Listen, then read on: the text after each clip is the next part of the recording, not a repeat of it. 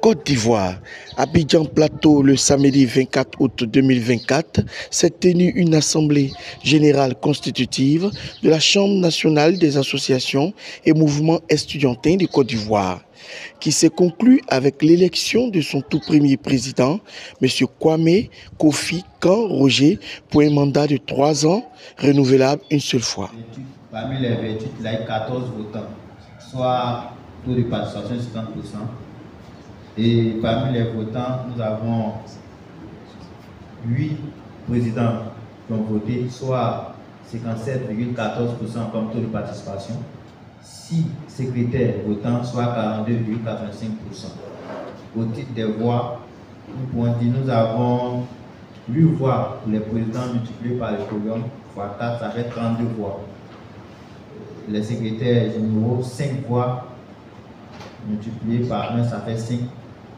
Un bulletin nul qui compte pour 1. Donc, pour un total de voix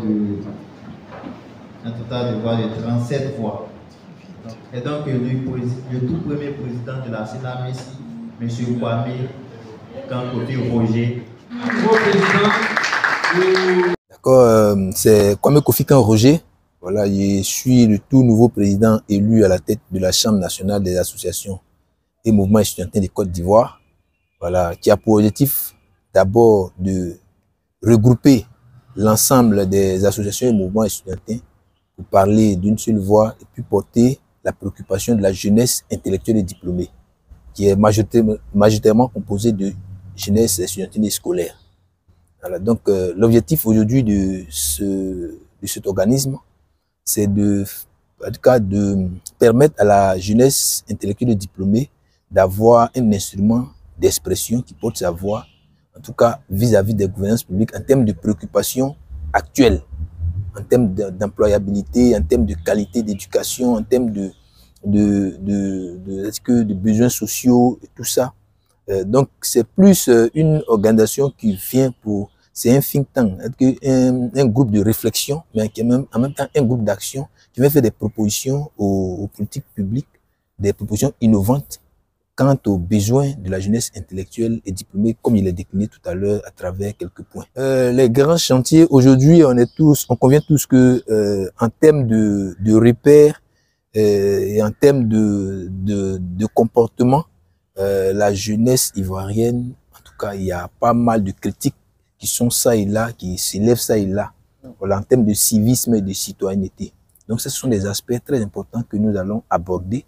C'est la raison pour laquelle nous mettons l'importance pour la jeunesse intellectuelle diplômée, composée majoritairement de jeunesse estudiantine et scolaire.